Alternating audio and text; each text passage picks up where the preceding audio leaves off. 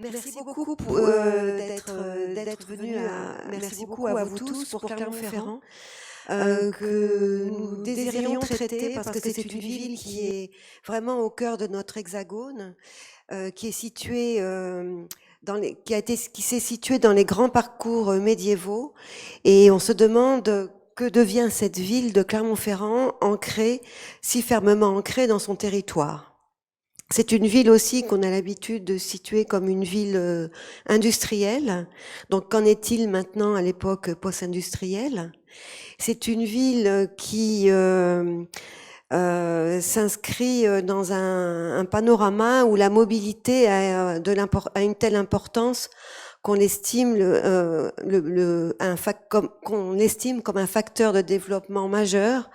Alors que Clermont-Ferrand se situe loin des infrastructures routières et ferroviaires. Donc, c'est une question. Une autre question, c'est Clermont-Ferrand, qui est capitale de l'Auvergne, mais qui maintenant se situe dans la région Auvergne-Rhône-Alpes et qui est donc subordonnée à Lyon. Et par rapport à tout ça, à ce panorama, finalement, on se demande si Clermont-Ferrand, justement, nous entraînerait pas vers des nouveaux modèles, nouveaux modèles de développement liés aux urgences que sont celles du développement durable. Clermont-Ferrand, c'est une ville qui est au cœur d'une nature remarquable, dans un territoire encore fortement rural, et n'est-elle pas par cela en train de définir un nouveau modèle d'avenir? Nous sommes heureux pour réfléchir à ça, d'accueillir 3 personnalités de Clermont-Ferrand, chacune engagée dans leur propre domaine, le domaine de la culture, le domaine de l'organisation du territoire, celui de l'enseignement et de la recherche. Et je pense qu'à l'issue de cette table ronde, nous constaterons que cette ville, qui est quand même une ville discrète, nous ouvre bien des perspectives. Je vais peut-être, avant que l'on voit le film, vous présenter les intervenants. Je vais commencer par Jean-Baptiste Marie, que beaucoup d'entre vous connaissent. Et on verra quand même que c'est difficile de présenter, de placer quelqu'un dans une catégorie, mais je vais tout de même essayer de parler de vous à grands traits. Vous êtes architecte diplômé de l'école de Versailles, mais vous êtes aussi designer, si on peut dire, diplômé de l'école Boulle. Vous avez soutenu une thèse autour de la question des rapports architectes et ingénieurs face au projet. Mais plus particulièrement en lien avec la ville, vous êtes directeur de la plateforme d'observation des projets et stratégies urbaines pilotée par le PUCA, c'est-à-dire que vous êtes directeur, plus vite dit, du POPSU. Vous êtes, dans ce cadre-là, vous suivez 2 projets majeurs, un sur les métropoles en transition, l'autre sur les petites villes, avec 13 projets recherche-action dans 13 villes. Mais en lien plus particulièrement avec Clermont-Ferrand, vous êtes professeur des écoles nationales, en tant que professeur des écoles nationales supérieures d'architecture, vous êtes professeur à Clermont-Ferrand et vous enseignez dans le champ des théories et des pratiques de la conception architecturale et urbaine. Et encore, vous dirigez, en tant que chercheur, vous dirigez l'équipe recherche-ressources de l'école. Voilà. Ensuite, Charles Azet. Charles Azet, vous êtes ingénieur des ponts, mais vous avez choisi dans votre parcours professionnel d'allier à une expertise technique la question des territoires et les relations entre les acteurs. Vous dites avoir été conduit dans vos choix personnels par la pensée du philosophe Michel Serres, qui d'ailleurs a enseigné à Clermont-Ferrand, et qui est entre autres l'auteur du Contrat naturel, un des textes fondateurs de son œuvre. Donc avec ça, sur la question de l'environnement, vous vous êtes engagé à la direction régionale de l'environnement, de l'aménagement et du logement en Poitou-Charentes, sur des grands projets concernant l'environnement, l'énergie, l'équipement, les digues sur le littoral, le schéma de cohérence territoriale. Puis ensuite, vous vous êtes tourné vers la question du risque et vous avez été responsable du service animation territoriale à la direction départementale des territoires de la Vienne, où vous avez élaboré la première stratégie locale de gestion des risques d'inondation sur le bassin de Châtellerault. Et puis en 2017, vous arrivez à Clermont-Ferrand pour diriger l'agence d'urbanisme et fort de ces expériences, vous y avez croisé les objectifs, donc ceux qui sont le pilier d'une agence d'urbanisme, les piliers habituels, donc l'expertise pour l'habitat, la mobilité, la requalification urbaine et l'économie. Et vous croisez ça avec les enjeux de la transition écologique et énergétique, cela pour le développement non seulement de Clermont-Ferrand, mais sur toute l'aire clermontoise, sur tout le territoire. Antoine Lopez, vous êtes réalisateur, vous êtes graphiste et vous êtes un spécialiste du cinéma d'animation. Vous n'êtes pas clermontois non plus. Mais vous y êtes arrivé très jeune, à 18 ans, pour suivre, oui, pour étudier la physique-chimie. Ouais. Ouais. Mais très vite, vous vous tournez, vous montez le festival. Vous montez le festival et vous fondez, vous êtes fondateur, oui, du festival du court-métrage, oui. Après, vous êtes occupé du ciné-club de l'université. Donc, c'est un festival qui, petit à petit, a pris énormément d'ampleur, puisque dernièrement, le dernier festival, vous avez eu 165 000 entrées. La ville de Clermont-Ferrand, il y a 140 000 habitants. Donc, il est d'une certaine ampleur. C'est un festival qui a lieu en hiver, donc les gens viennent quand même. C'est un festival international.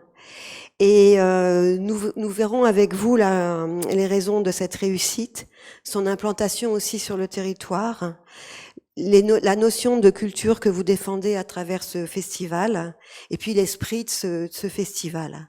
Alors nous avons la chance de pouvoir commencer cette table ronde avec un court-métrage que vous avez réalisé en 2003, je crois, en 2002. Vous avez mis 7 ans à le réaliser. Et voilà, il est question de... C'est un court-métrage que vous dédiez à Clermont-Ferrand. On va pas essayer de le définir parce que le sujet se définit qu'à la fin. Et on va pouvoir le voir. Alors, merci beaucoup de nous avoir offert ça. Il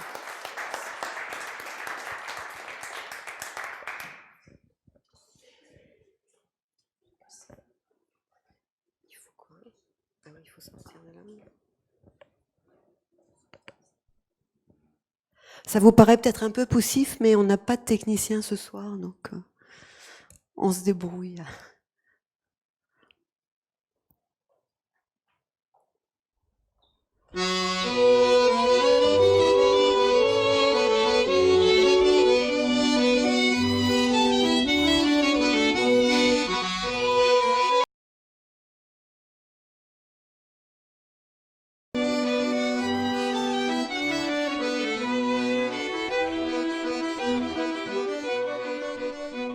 Ce que vous voyez là sont sans doute les premières images de Clermont-Ferrand, une ville de province située à 400 km au sud de Paris. Le passé et la modernité s'y croisent. Tout a priori semble absent, mais ce premier regard du cinématographe Lumière soulève déjà des interrogations. 100 ans plus tard, on peut, comme ce personnage, légitimement se demander quelle image nous donne le cinéma, mais aussi la radio et la télévision d'une ville comme Clermont-Ferrand.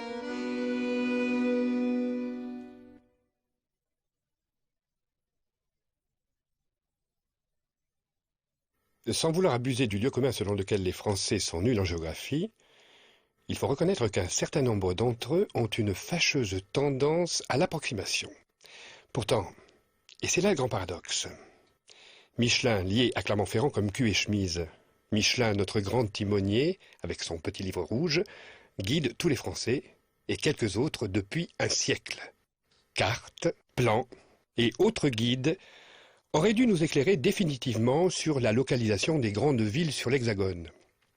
Mais passé la ligne de démarcation entre Paris et province, l'image commence déjà à se brouiller. Il y a tout d'abord ceux qui délibérément essaient de vous embrouiller la tête, comme le neuropsychiatre Jean-Didier Vincent. J'étais chef de clinique en neurologie, en neuropsychiatrie à Bordeaux. Là, je dis que c'est à Clermont-Ferrand pour brouiller les pistes, mais... Il y a les gaffeurs sympas, comme le comédien Richard Boringer qui, invité au jury du festival du court-métrage de Clermont-Ferrand 85, déclare à la radio, quelques semaines plus tôt: Je vais aller à Saint-Étienne parce qu'il y a un festival de court-métrage, je vais te jurer, ce qui me plaît beaucoup, parce que je vais en voir un paquet. Mais... Il y a les gaffeurs professionnels, comme le journaliste Daniel Bilalian. Avant de vous entendre, je voudrais que nous rejoignions tout de suite l'ancien président de la République, M. Valéry Giscard d'Estaing, qui est en direct avec nous de Grenoble. M. Giscard d'Estaing, bonsoir. Oui, bonsoir. Alors, c'est ici même je suis pas en contact avec vous de Grenoble, mais de Clermont-Ferrand. De Clermont-Ferrand, pardon, excusez-moi. Ou bien encore les carrément approximatifs, comme le journaliste Louis Carzou, qui présente le 11e festival du court-métrage de Clermont-Ferrand. À Montpellier, début demain du 11e festival du court-métrage, avec cette année un grand thème, l'Australie. Much more. You know who that was? Clint Eastwood.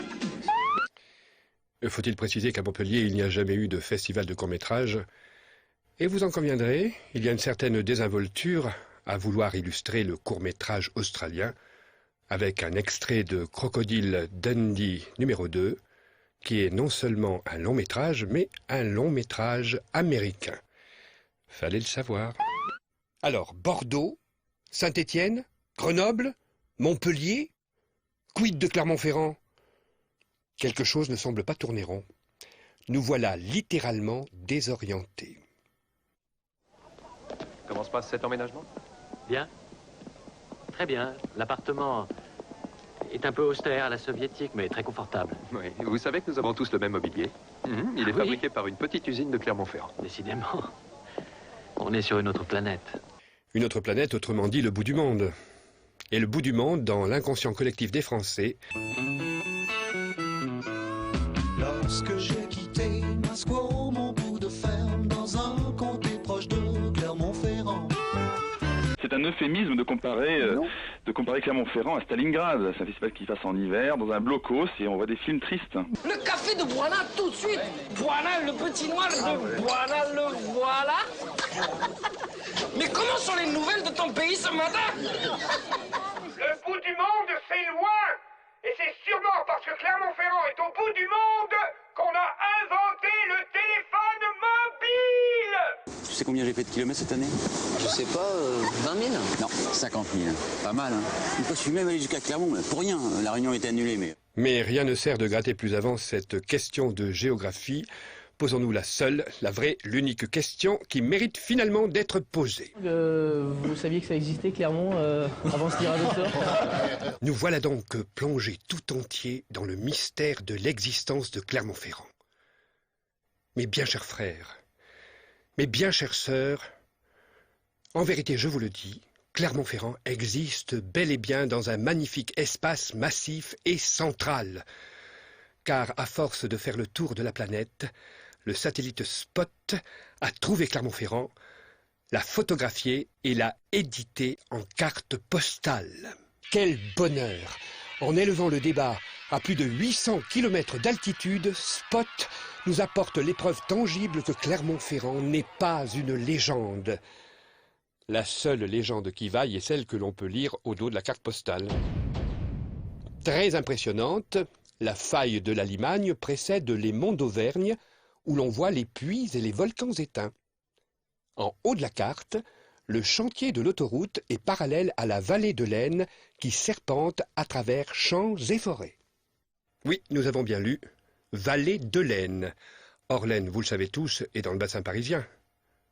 Et à tout prendre, plus proche d'Épinal que de Clermont-Ferrand. Alors ? Le sujet mérite qu'on s'y penche. Et quoi de mieux qu'un puits pour se pencher? Quand on confond un puits avec un puits,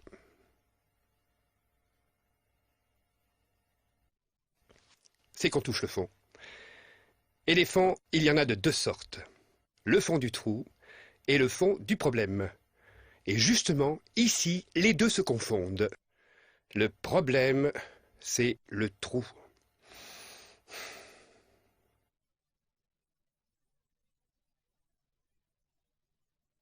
Sans doute influencé par le traité du vide écrit par le Clermontois Blaise Pascal, véritable puits de science, certaines personnes semblent persuader que Clermont-Ferrand est un trou.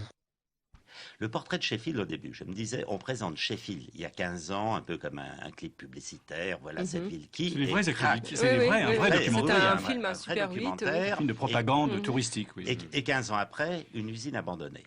Je me disais que je ne voyais pas, quelle que soit les immenses qualités du cinéma français, un film français où soudain on aurait eu voici Clermont-Ferrand, ou voici Maubeuge, ou voici ainsi de suite, et 15 ans après, on plonge comme ça dans le plus noir. Le mot est lâché.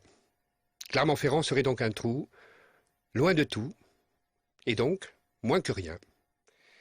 Quand Gérard Depardieu, sur France Inter en juillet 84, se trouve à faire l'éloge de New York, il va user d'un procédé bien connu, le contraste. Pour mettre en valeur New York, notre bon Gérard, après quelques secondes d'intense réflexion, va opposer Clermont-Ferrand. Il n'est pas le seul. Question suivante, vous servez-vous, alors c'est pour Patrick Dupont, vous servez-vous de la même énergie pour danser le lac des cygnes ou la danse contemporaine? Bien sûr. Et Oui. que ça soit à Clermont-Ferrand ou à Paris ou à Tokyo, bien sûr que c'est la même énergie. Vous ne devinerez jamais, Maria. On s'intéresse à moi. Enfin, mon travail. On m'invite pour une expo. À Paris? Non. À Clermont-Ferrand. Mais c'est pas ça le plus grave. C'est une expo de femmes. Mon Dieu.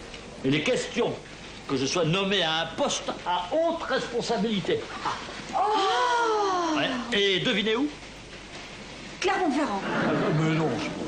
Shanghai. N'importe quoi, vous. New York, naturellement. C'est pas vrai. Et si. Préfères-tu passer un week-end toute seule à Venise ou à deux à Clermont-Ferrand? Toute seule à Venise. On se demande pourquoi un tel acharnement. Car scientifiquement et administrativement, c'est prouvé. Clermont n'est pas un trou. C'est même la capitale régionale la plus haute de France. Si on ne veut pas que Clermont-Ferrand n'inspire que chagrin et pitié, il faut sans doute faire preuve de pédagogie. Expliquer que Clermont-Ferrand n'est pas celle que vous croyez. C'est ce que Michel Bouju, critique de cinéma, va essayer de faire avec Jean-Luc Hess, journaliste radio, pourtant réputé. Est-ce que les réalisateurs, les comédiens viennent facilement à Bordeaux, viennent vous voir pour présenter leurs films, pour défendre des films, même ceux des autres? Comment ça se passe?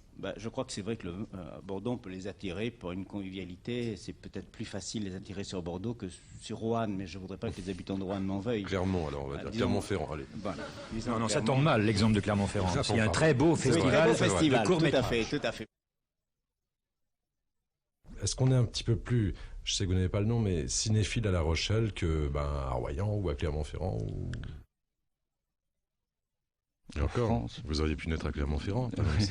Évidemment, quand on est ou quand on vit à Clermont-Ferrand, on n'est pas aidé.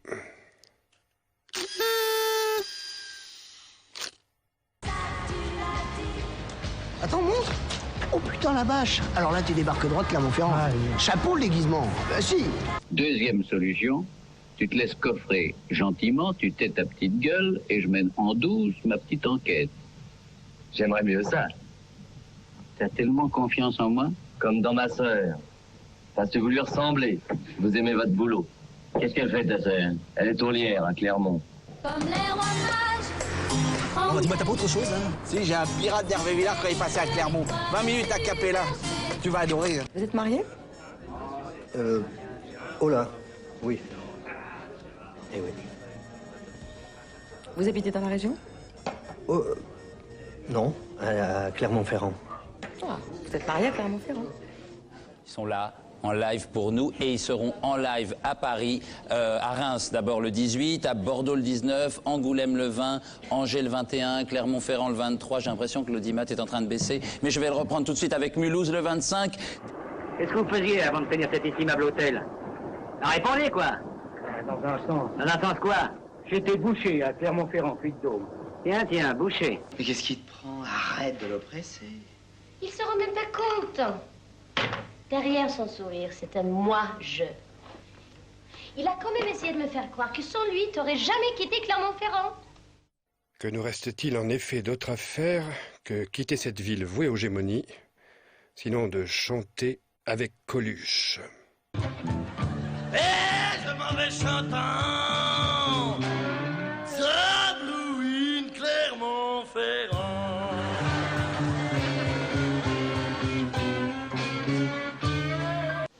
Pourquoi quitter Clermont-Ferrand? La bonne société y est comme ailleurs, et la mauvaise est excellente. Vous comprendrez qu'en écoutant toutes ces gentillesses, on est chopé les boules. Et puis finalement, on s'est dit qu'avec toutes ces boules, il y avait quelque chose à faire. On en a même parlé à la télévision. Écoutez bien. Pour le mondial de pétanque à Lyon, la France s'est qualifiée, elle est même favorite. C'est assez désespérant, non? Mais il faut positiver. Après tout, il n'y a jamais d'alpha sans oméga, de David sans Goliath, de Laurel sans Hardy. Alors, je propose un jumelage avec New York. Nous aurions ainsi de beaux panneaux aux entrées de la ville. New York, ils trouvent cela excitant. On voit qu'ils ne connaissent pas Clermont-Ferrand. Alors bien sûr, il y en a qui disent que Nick, ça s'écrit pas comme ça. Franchement, c'est facile de critiquer.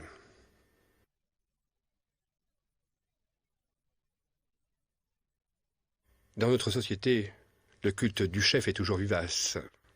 Toujours cette obsession de l'éminence. Une ville veut donc toujours se reconnaître à la qualité de ces grands hommes, qu'ils soient politiques, spirituels ou d'industrie. Alors qu'ont apporté nos éminents personnages clermontois? Le père, Michelin, industriel du pneu, s'est illustré au cinéma dans La guerre des étoiles Michelin. Le Saint-Esprit, Pascal, savant et penseur, s'est illustré à la télévision pour une sordide histoire d'argent. Le maire. Prenons Roger Quillot, qui a régné sur la ville pendant près d'un quart de siècle.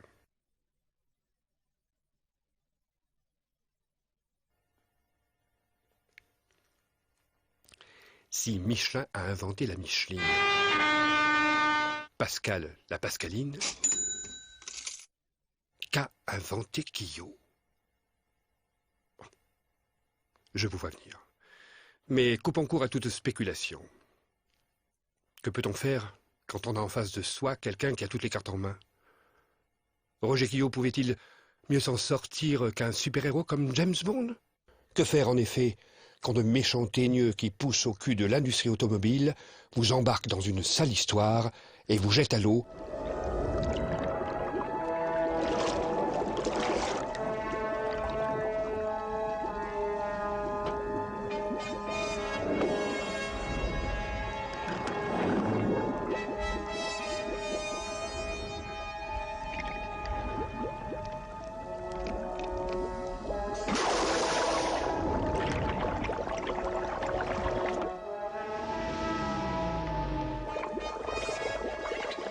Voilà un pneu qui crève l'écran.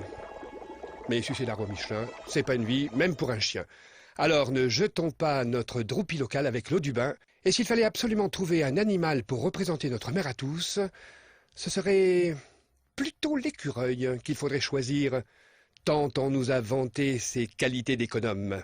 Mais qu'attend notre écureuil devant l'EVA qui cache la forêt des plans sociaux, comme ils disent? Ah, chap, believe it or not, I'm waiting for a streetcar. Oui, mais pas n'importe quel tramway. Devinez quoi? Un tramway sur pneus.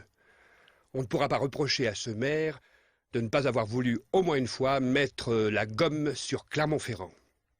Alors avec toutes ces histoires de pneus, plutôt que rouler en tête, on a l'impression que Clermont-Ferrand tourne en rond. Écoutez-moi! Ah! Clermont-Ferrand ne s'est pas fait en un seul jour.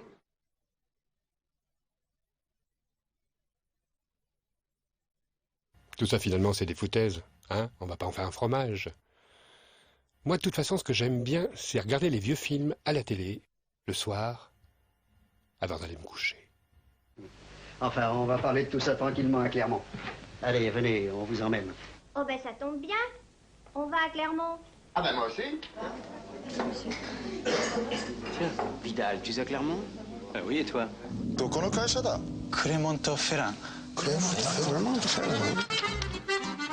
Ah mais j'aime pas quand la publicité au milieu vient tout gâcher. J'aime bien Gabin en noir et blanc. Le 14 à Retournac.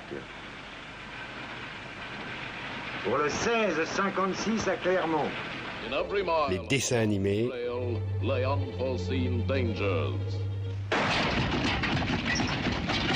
Et pensez aux filles. Il y aura le tout Clermont. Pas mal de jolies filles. Tes étudiantes. Il y a de très jolies filles à Clermont. J'aime bien m'endormir en pensant au chien de Mademoiselle Cerisette. Et le matin, quand je me réveille, j'aime bien aller ouvrir les volets et penser que, nulle part ailleurs mieux qu'ici, je peux affirmer que le soleil éclaire mon toit.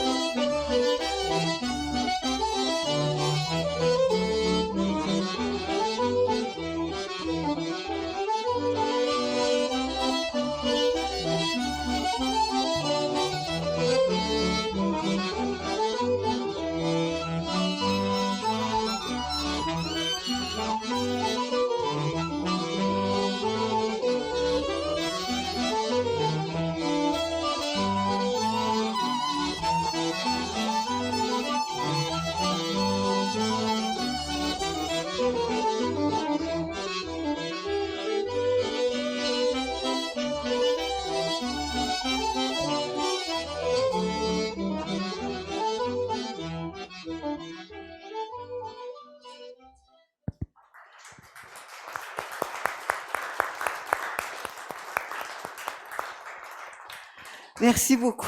L'image n'était pas très bonne, excusez-nous, mais...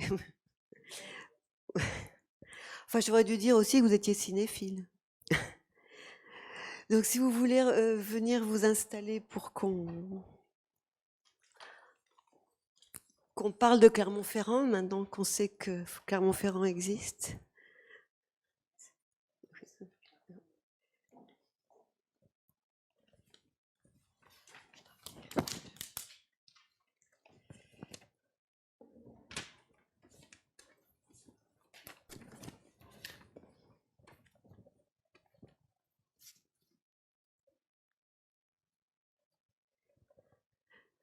Vous avez fait ce film, mais vous souffriez du manque de reconnaissance de Clermont-Ferrand quand même. Est-ce que ça marche? Sans doute. Ah, c'est là. Oui, j'ai appuyé pas sur le bon bouton. Non, on peut pas dire. Alors, comme vous l'avez dit, moi, je suis pas né à Clermont, donc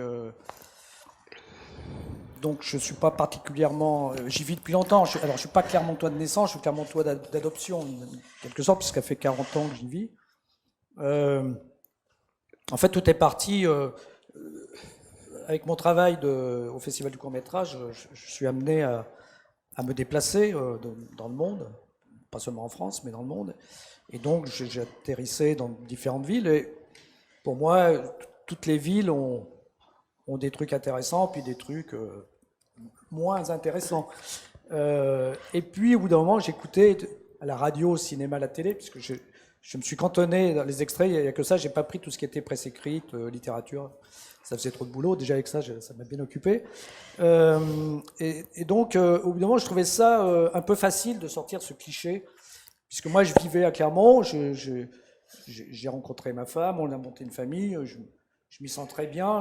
C'est une ville où j'ai failli venir habiter à Paris, puis j'ai renoncé, puis je ne regrette pas. Je viens en 5 minutes, je suis dans la campagne, donc c'est vraiment génial.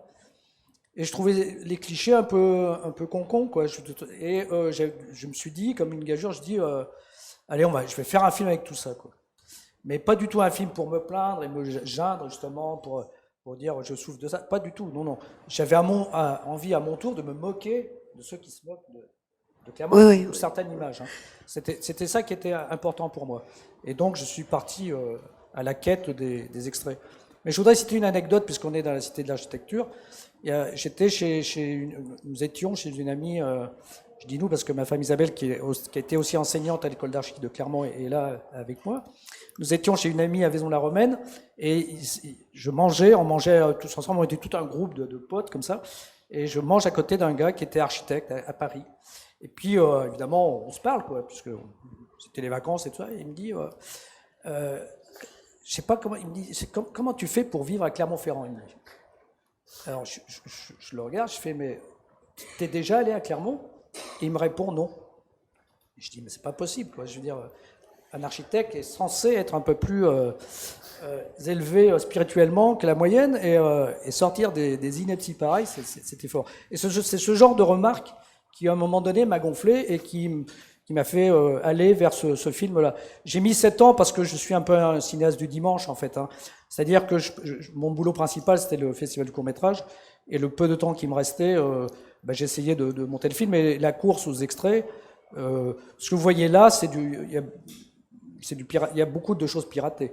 Il y en a que j'ai payé, mais parce que je pouvais pas faire autrement, mais il y en a piratés. Alors piratage, ça va de vraiment pirater à trouver des biais, pour pas que ça paraisse du piratage, mais c'est du piratage quand même, quoi. C'est-à-dire avoir des gens dans la place. Par exemple, j'ai trouvé des gens le truc de Hervé Matou, qui dit, vous savez que ça existait clairement avant ce tirage au sort, c'était le tirage de Téléfoot où il tire Clermont contre PSG. Pour la petite histoire, Clermont a battu le PSG cette fois-là, donc c'est donc, on était bien contents. Et donc pour avoir ça, j'appelle le TF1 et ils me disent oui. Alors après moi vous payez, ils sont prêts à tout vous vendre. Hein. Et puis, je leur dis, voilà, c'est Téléfoot, Hervé Matou. C'est Hervé Matou, alors il faut que je lui demande quand même. Et Hervé Matou, finalement, dit non. Parce que Hervé Matou, en fait, est originaire de Clermont. Et il sort une grosse bêtise comme ça, et bien sûr, tout le monde lui est tombé sur l'orable. Et il dit, c'est un peu ma croix et ma bannière, j'ai dit une connerie, et voilà. Et donc, niet. Et puis, quelques temps après, il déserte TF1, il est engagé chez Canal. Je fais super. Je retéléphone à TF1, ils me disent oui monsieur, on peut vous vendre, pas de problème, il n'y a plus d'histoire avec Matou, on peut vous vendre. J'ai combien? Et je sais plus, ça fait longtemps maintenant que j'ai fait, mais je crois que c'était la minute entamée, c'est-à-dire que même là l'extrait il fait 7 secondes, 8 secondes, mais c'est une minute entamée, c'était 10 000 francs, donc 1 500 €. Je fais, je crois qu'il y a des problèmes de train à la SNCF, je crois que je ne vais pas pouvoir monter, je suis désolé. J'annule le rendez-vous, tout ça. Parce que non, j'avais pas de quoi payer 10 000 francs quoi, pour 8 secondes. Quoi, et j'ai cherché longtemps. Alors j'ai écumé tout le monde. Les fans du Clermont Foot, en me disant ils ont enregistré le truc, ils ont enregistré la mission. J'ai le club, j'ai appelé le journaliste sportif à la montagne, ils ont dû enregistrer l'émission. Personne n'avait ça, rien, zéro. Et finalement, je suis tombé sur quelqu'un qui bossait, alors je ne donne pas de nom, mais qui bossait à TF1, et je l'ai eu de l'intérieur en fait. Hein, c'est cette personne qui m'a passé une bêta ou je sais plus quelque chose de très correct. Voilà. C'est juste une petite anecdote. Merci beaucoup. Mais est-ce que est-ce que vous pourriez nous parler de ce festival que vous avez créé? Oui. Oui, nous dire un petit peu. Oui, juste avant, ça fera la liaison, le trait d'union avec le festival. Ce film-là, c'est sur l'image d'un territoire. Si on veut revenir un peu sur les sujets qui nous intéressent, ça me paraît très très important. Ce film-là, il est pas beaucoup passé dans les festivals parce que quand je le présentais dans un film de fiction, ils disaient non, c'est un documentaire, et quand je le montrais dans un truc documentaire, ils me disaient non, c'est une fiction. Donc il n'est pas beaucoup passé, mais il est passé quand même dans quelques endroits, et où j'ai rencontré des gens extérieurs, ils venaient me voir, ils me disaient c'est super, chez nous c'est pareil. Et chez nous c'était Nantes par exemple, alors que j'ai une image de Nantes qui est hyper culturelle et tout, et non, pourtant il y avait toute une classe de Nantes, d'ados, je sais plus, entre la seconde et la terminale, je sais plus dans quelle classe ils étaient, qui voulaient faire le même film. Enfin, bon, il y avait Blois aussi qui voulait faire la même chose. Enfin bon, il y avait un type de, je crois, de Nancy aussi qui me voit en disant c'est pareil à Nancy. On dit, voilà. En gros, visiblement, j'ai compris que toutes les villes hors Paris sont les trous du cul du monde et que finalement, j'avais un marché qui soit. Il y a justement un copain de Nancy, un dessinateur, Rémi Malingré, il me dit là, t'as chopé le schmilblick, là, t'as un marché devant toi, tu vas faire des films sur toutes les villes de France. Tu vas te faire un max de pèse, mais non, c'était pas mon truc, c'était juste de faire un truc sur Clermont. Et évidemment, donc en même temps, donc je crée le festival du court-métrage. Et ouais, l'image du territoire elle est très très importante. Ça, et le festival y a participé évidemment petit à petit en prenant de l'importance. Effectivement, les professionnels considèrent qu'aujourd'hui c'est le plus grand festival du court-métrage au monde. Vous avez dit tout à l'heure 165 000 entrées cette année et environ 3 000 professionnels du monde entier qui sont présents à Clermont. Ça a changé parce que finalement Clermont avant c'était Michelinville, c'était Michelin City, et maintenant et même je vois le service com de la ville, des fois ils venaient nous voir, ils étaient abonnés à un truc où en fait ça chope toutes les occurrences dans toute la presse partout, les occurrences, c'est-à-dire chaque fois que Clermont est cité, vous payez un abonnement et hop ils envoient l'extrait à partir du moment où Clermont est cité. Et ils sont aperçus qu'à un moment donné, les occurrences Clermont Festival, ils étaient au moins aussi importantes que Clermont Michelin. Donc moi j'ai rien contre Michelin, ça donne du travail bien sûr. Bon, je suis anticapitaliste, hein, mais on est dans un système qui est encore capitaliste. Et faut faire avec. Mais je trouve qu'effectivement l'image d'une ville, elle doit être multiple. Si elle est monophasée, c'est moins bien. Enfin de mon point de vue. Après, vous pouvez toujours apporter la contradiction. Hein, Et c'est ainsi que le festival est né. Et il est né aussi contre vents et marées, imaginez qu'il y a un festival de court-métrage à Clermont, le plus important du monde. Vous auriez dit ça en 79, j'aurais dit, allez, je vais faire le plus grand festival du monde. On m'aurait mis dans le plus proche hôpital psychiatrique très rapidement, parce que le court-métrage, personne n'en parlait à la fin des années 70, tout le monde voulait foutre à la poubelle, ça n'avait aucune importance. À Clermont, évidemment, considéré comme je vous l'ai dit, le trou du monde, donc c'est quand même pas très glamour, c'est pas comme, je sais pas, la Croisette à Cannes, par exemple, hein, un exemple comme ça au hasard. Hein. Et puis au mois de février, fin janvier, début février, il fait froid, il pleut, il neige, enfin c'est un temps pourri, quoi. Et c'est pas comme le printemps sur la Croisette, par exemple. Là, j'ai ça aussi, par exemple, par hasard. Voilà, donc ça, c'était un peu une gageure. Mais nous, ce qui nous animait, c'était, j'étais issu, comme l'avait dit, du ciné-club universitaire, le CCUC, comme les étudiants l'appelaient à l'époque. Et on avait envie de partager le plaisir qu'on avait pris à voir des courts-métrages. Puis après, ça s'est doublé d'autres paramètres. Mais on a réussi la chose. Et on a réussi à changer l'image. Et c'est très important. encore une anecdote, Claude Berry tourne Uranus, je ne me souviens plus quelle année c'était, à Souxillanges. C'est au sud de Clermont-Ferrand, c'est pas très loin. Et les habitants de Souxillanges étaient hyper ravis, parce que d'un seul coup, il y avait une valorisation du territoire. Parce que quelqu'un venu de l'extérieur venait filmer leur territoire et le valoriser à travers une fiction qui était Uranus. Et vous imaginez pas comment ça change le rapport au monde dans lequel on vit.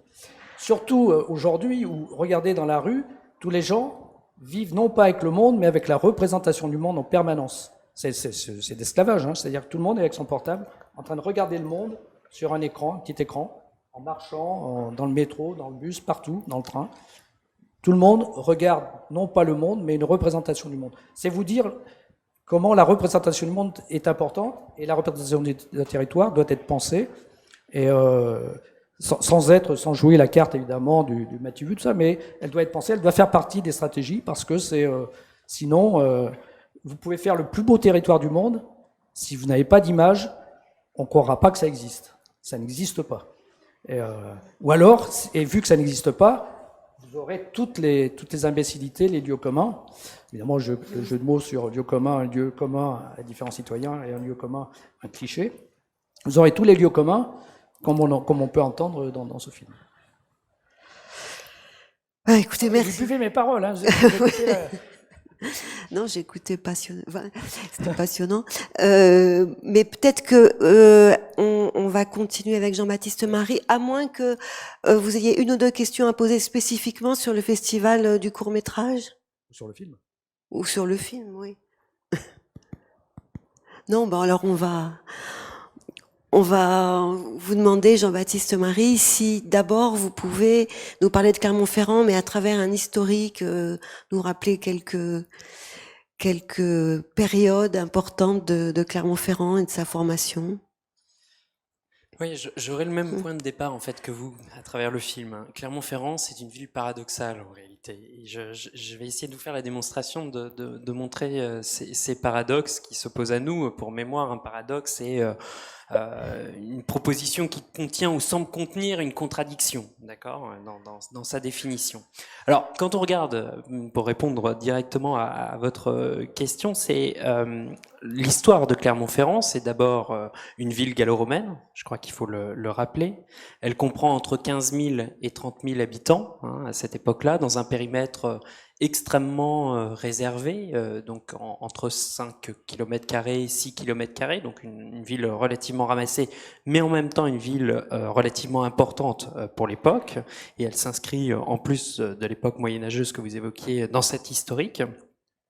Deuxième élément, c'est de se dire que Clermont-Ferrand, telle qu'on la connaît aujourd'hui, est née de deux villes, je crois qu'ils sont Clermont, et puis Ferrand, c'est-à-dire Clermont, c'est la ville épiscopale qui a été constituée, et puis avec sa cathédrale gothique en pierre de lave, et puis d'autre part la ville de Montferrand, c'est-à-dire la ville de la noblesse, la ville de la bourgeoisie. Et cette situation de Clermont-Ferrand, c'est la rencontre entre ces deux villes qui s'est constituée, fédérée à partir de 1630, notamment lorsque Louis XIII impose par l'édit de Troyes l'unification de ces deux villes, et qui sera renforcée sous Louis XV en 1731, et qui réaffirmera en réalité cette union entre ces deux territoires.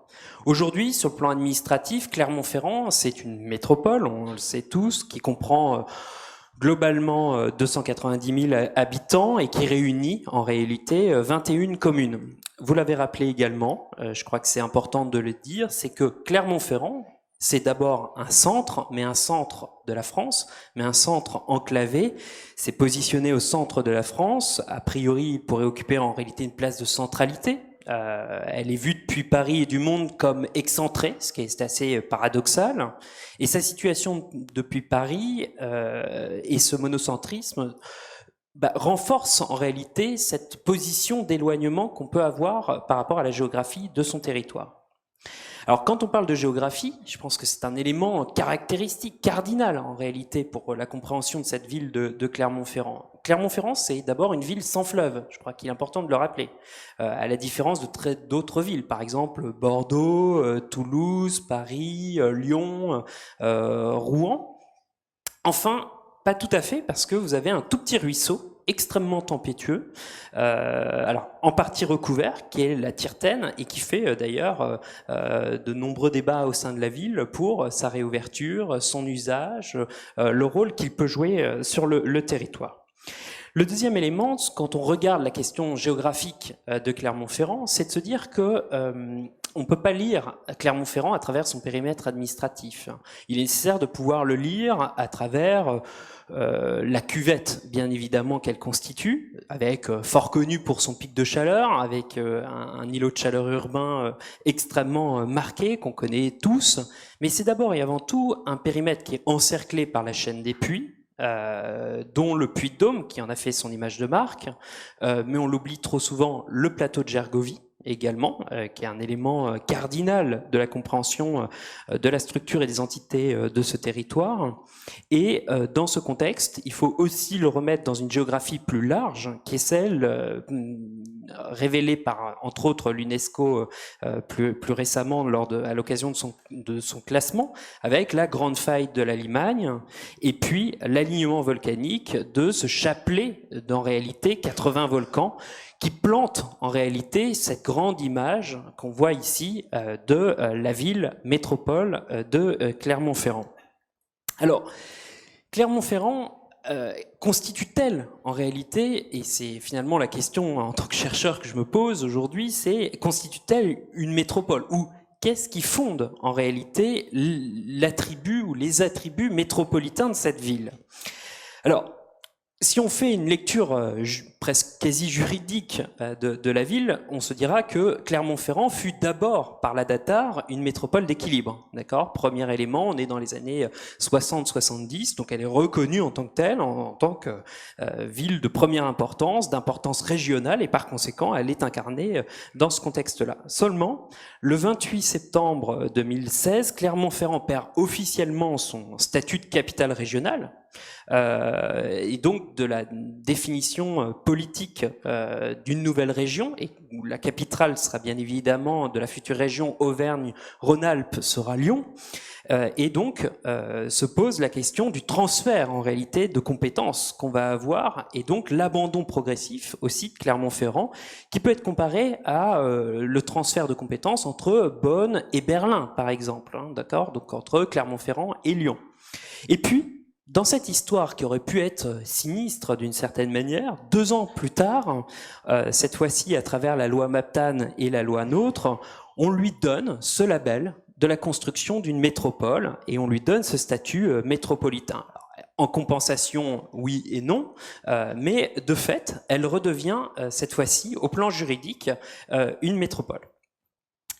Reste que, si elle est métropole aujourd'hui, reconnue en tant que telle parmi les 22 métropoles en France, au plan international, elle reste bien évidemment, et en dépit de leaders que vous avez d'ailleurs fort bien célébré dans votre film, le leader Michelin et donc le leader mondial du pneu, quasi inexistante sur l'échiquier économique.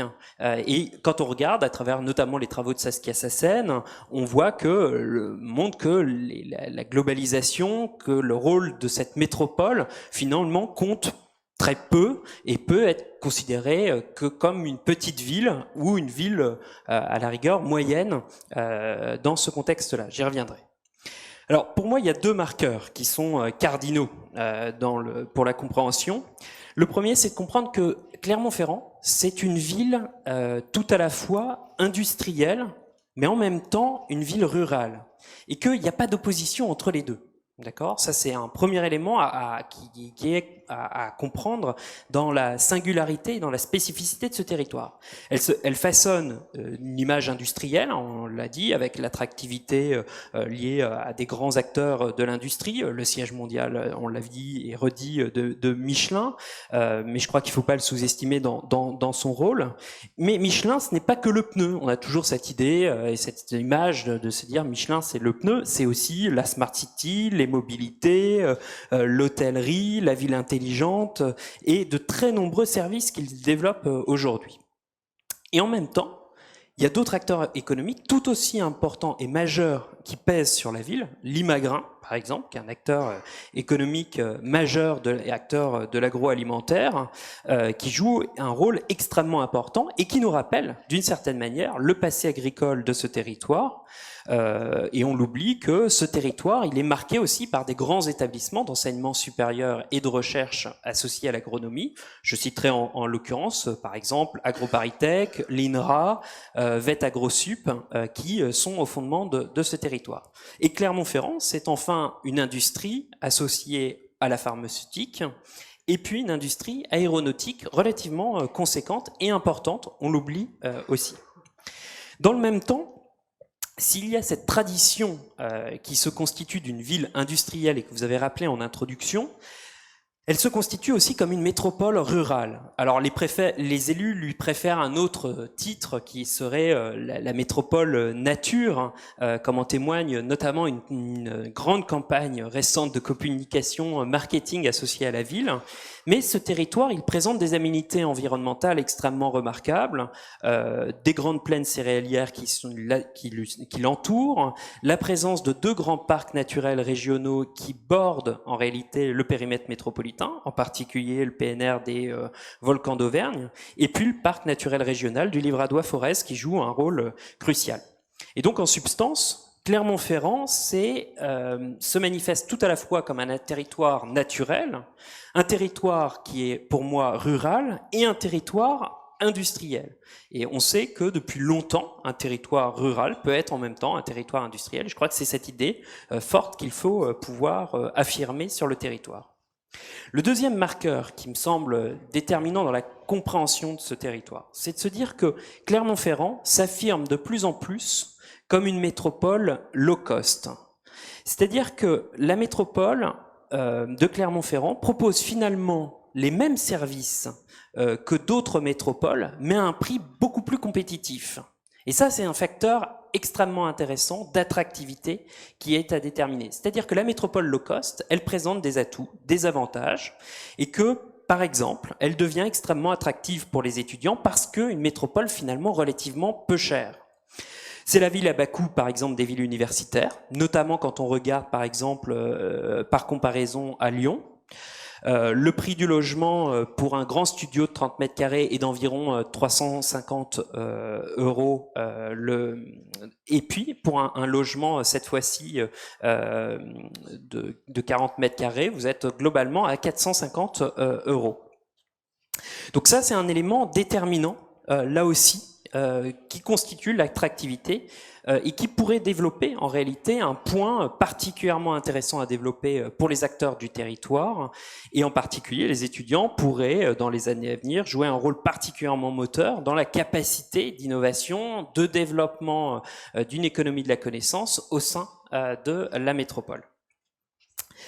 Alors, si je présente 2 atouts et 2 marqueurs finalement un peu positifs associés à ce territoire, on peut s'interroger sur 2 limites en même temps de ce territoire. Vous en avez remarqué un certain nombre dans le film, j'en retiens 2. Le premier, c'est une recherche constante de labellisation.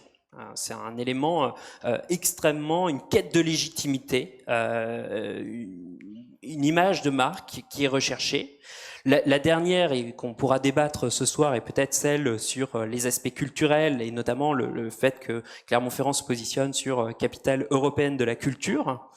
Mais on pourra souligner que, en réalité, elle se positionne aussi sur les enjeux environnementaux et éducatifs, le numérique, l'innovation sociale. Enfin, ce sont des marqueurs où ils sont en quête, où la métropole, la ville, est en quête permanente de labellisation. Le deuxième élément qu'on peut questionner, c'est le caractère finalement performatif de la métropole. C'est-à-dire l'énoncé métropolitain ne fait pas forcément qu'elle advienne métropole.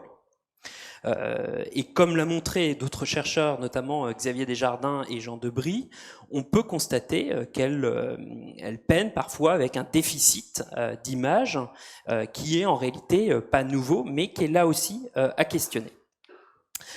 Dans ce panorama, je pense qu'il y a en réalité, par rapport aux transitions, et je crois qui se posent par rapport au territoire de demain de la métropole et qui était l'objet de l'argumentaire de cette rencontre, il se pose en réalité 3 leviers à nous par rapport au devenir de la métropole.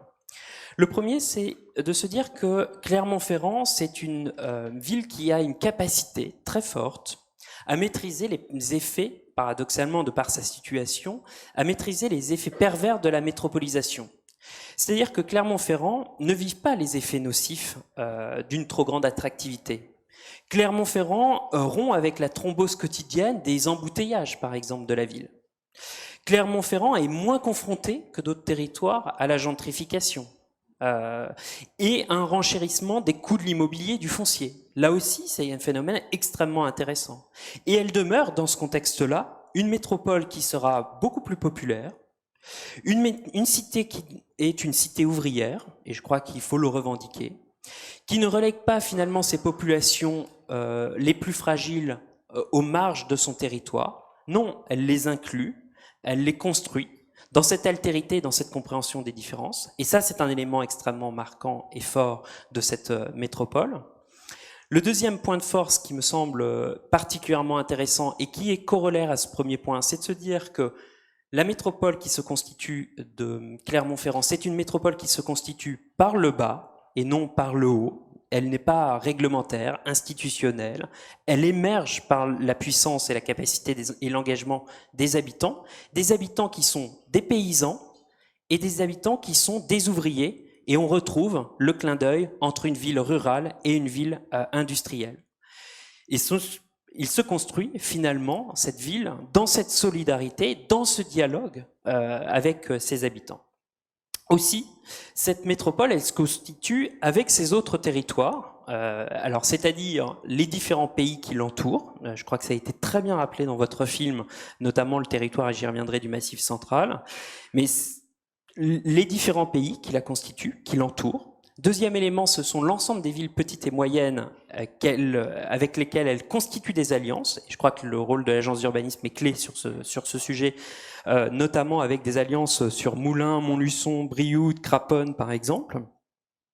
Et puis, ce sont aussi des alliances avec des territoires ruraux. D'accord ? Et là aussi, c'est notamment la culture de l'agriculture, la culture montagnarde, avec un tourisme vert qui constitue, et très loin des stéréotypes finalement du tourisme de masse, qui constitue en réalité des leviers extrêmement intéressants, mais également des transactions qui vont s'opérer, par exemple avec Vichy, avec lesquelles il y a de nombreuses collaborations, mais aussi, ne l'oublions pas, avec les relations qu'elle va pouvoir entretenir avec Lyon et Saint-Étienne, qu'elle a ignoré pendant de nombreuses années, mais qui pourrait demain, en réalité, constituer un levier extrêmement intéressant d'une métropole quadricéphale, c'est-à-dire qui associerait Lyon, Saint-Étienne, Clermont-Ferrand et Grenoble, et donc finalement la constitution d'un nouveau territoire.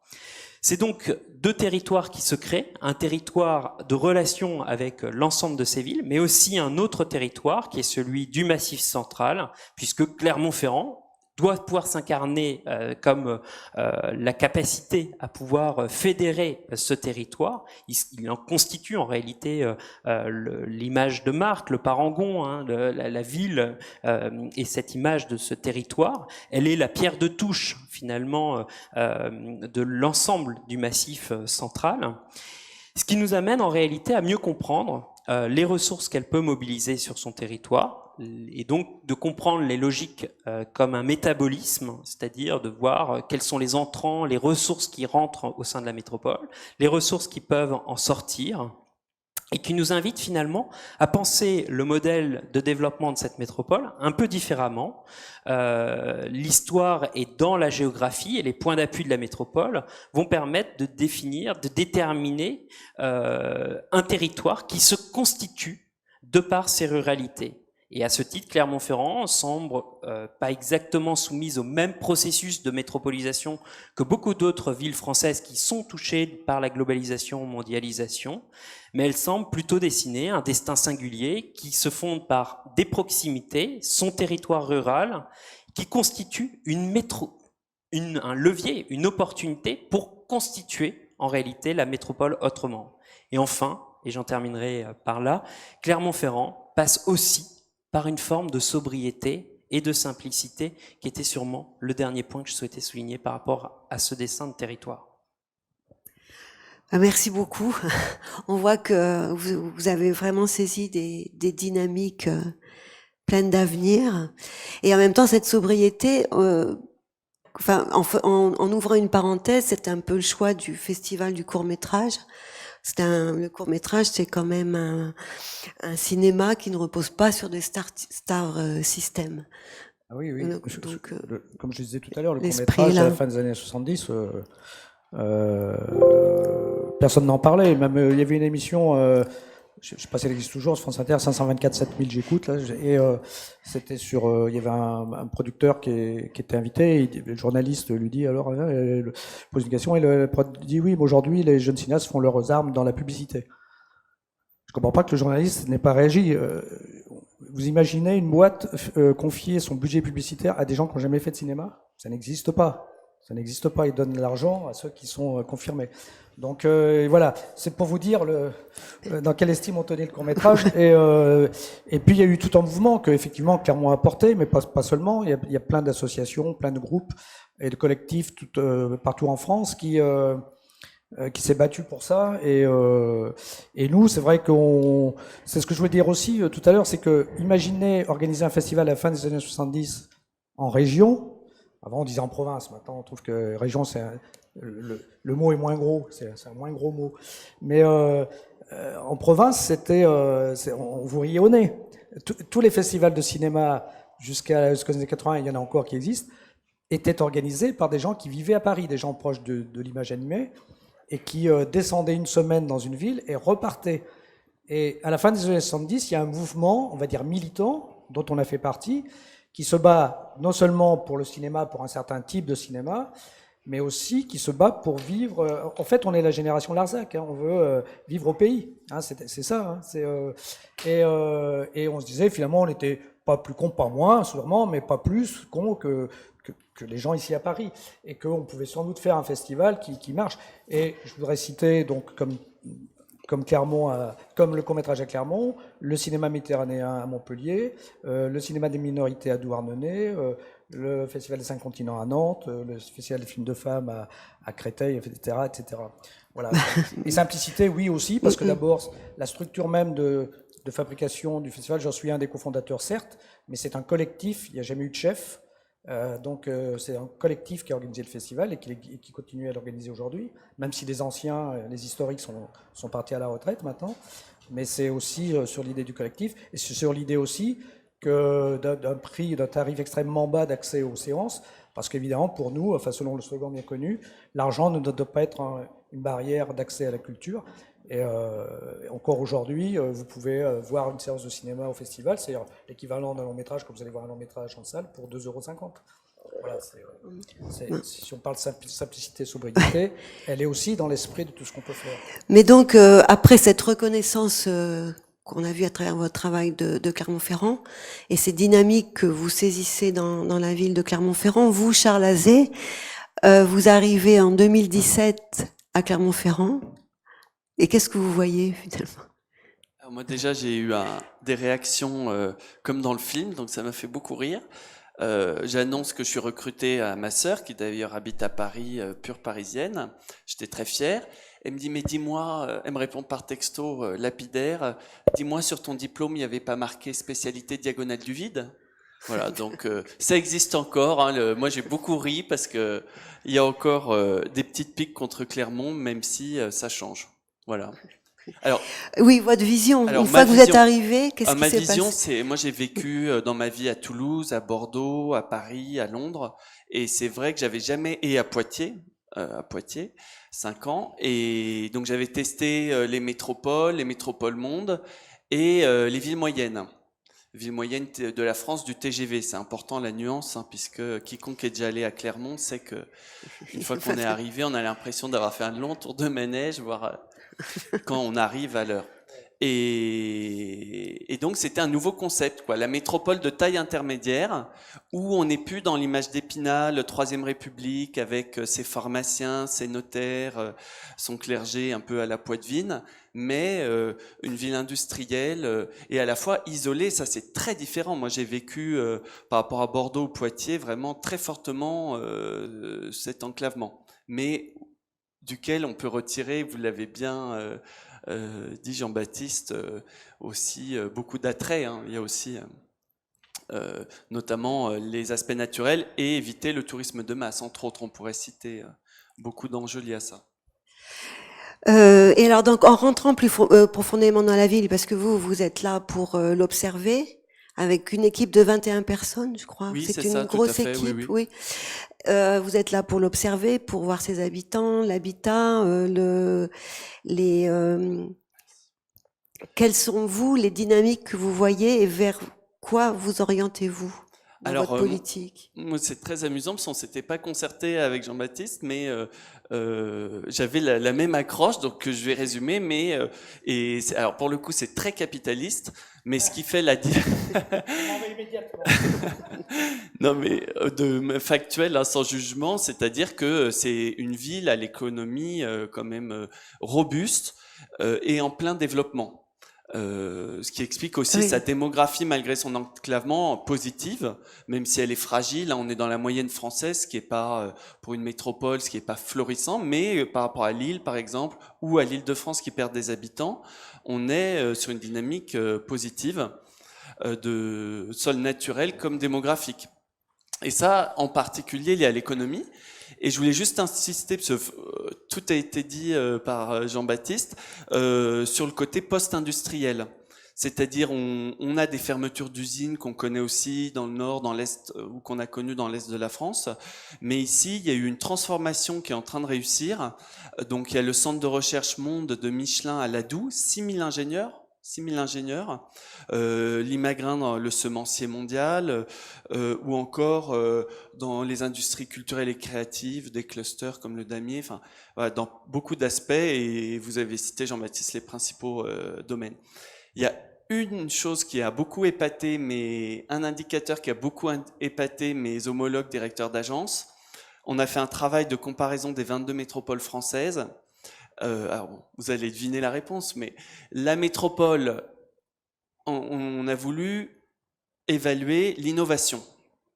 On s'est mis d'accord sans tricher, sans regarder ce que ça allait donner, sur un critère, nombre de brevets déposés par an pour 1000 cadres.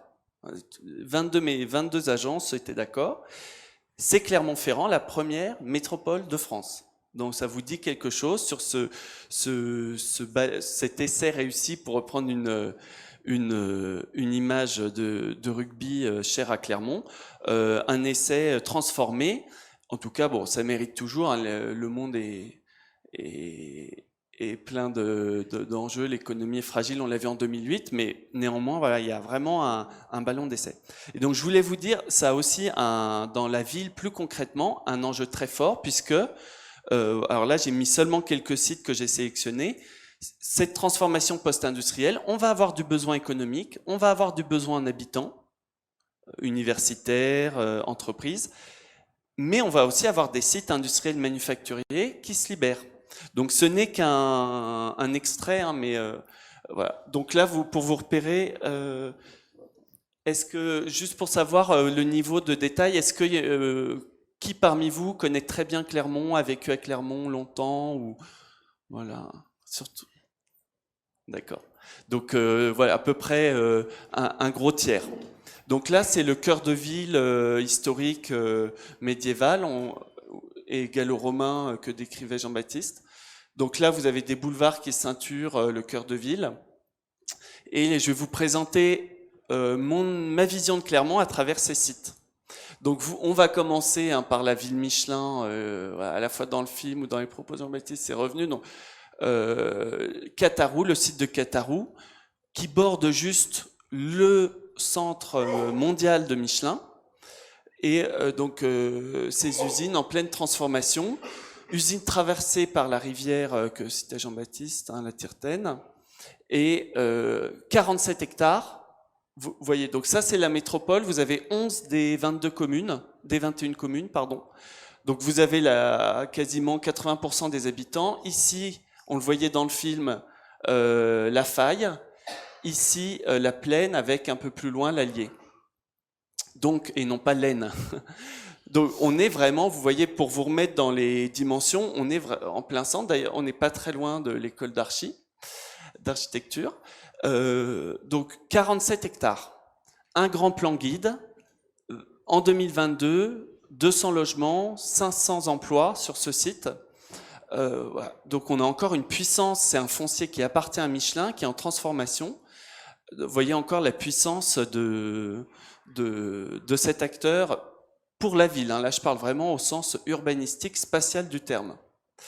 Juste en face, pardon, excusez-moi, ma maladresse, juste en face, un quartier prioritaire de rénovation urbaine, qui fait l'objet d'un programme en rue, donc programme national de requalification, qui est juste en face. Et entre les deux, un boulevard. Donc un gros enjeu est partagé entre Michelin et la puissance publique et c'est dans le projet qui a été validé cette année par le comité d'engagement de l'ANRU, de fluidifier et d'en faire un seul et même quartier. Aujourd'hui, quand vous passez, c'est un quartier complètement enclavé, ceci explique cela. Donc ça, c'était un premier enjeu foncier. Le deuxième au nord, et en termes de transition, on touche la nature, donc on rejoint à la métropole nature, voire la métropole rurale. Un autre quartier prioritaire de l'ANRU, les Vergnes, donc environ 6000 habitants, très enclavé, un terminus de tram malgré tout, mais ça suffit pas. Et la Grande Plaine, alors je l'ai appelée comme ça, c'est une autre rivière, le Béda, donc une plaine maraîchère. Et je faisais un clin d'œil parce qu'il y a une transition, et ça rejoint métropole rurale, de la transition alimentaire. Et comment un tel territoire, avec des espaces agricoles, premier bassin bovin d'Europe de l'Ouest, peut devenir autonome, ou en tout cas conduire vers des circuits courts et locaux qui lui permettent d'être de plus en plus autonome alimentairement et en respectant son environnement. Donc une plaine maraîchère, un futur grand parc, donc là on est plus la métropole nature, la nature en ville, avec pour idée de drainer, d'ouvrir le quartier à d'autres habitants qui viendraient s'y promener. Et la place de l'eau, comme je vous disais, qui est revenue aussi, que soulignait Jean-Baptiste. Voilà. Alors ensuite, je vais vous illustrer un peu plus voilà. Donc là, il y a un quartier en particulier qui est en plein centre, donc c'est Saint-Jean, c'est celui-là, on est toujours en plein centre, à quelques minutes à pied de la gare SNCF. Donc Saint-Jean.